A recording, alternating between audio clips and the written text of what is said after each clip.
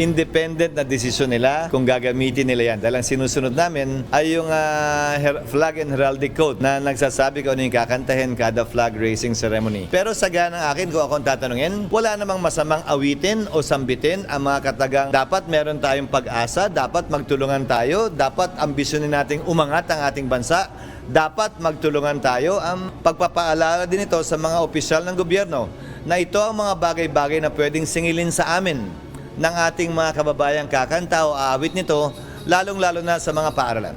Nilinaw kahapon, June 10, ni Senate President Francis Cheese Escudero na hindi saklaw ng kautusan ng Malacanang ang pag-awit at pagbigkas ng bagong Pilipinas Hymn at Pledge ang Senado at Kamara. Ayon sa mambabatas, ang naturang Memorandum Circular No. 52 ni Pangulong Ferdinand Marcos Jr. ay para sa executive branch kaya hindi rin ito sakop ang Korte Suprema at Constitutional Commissions.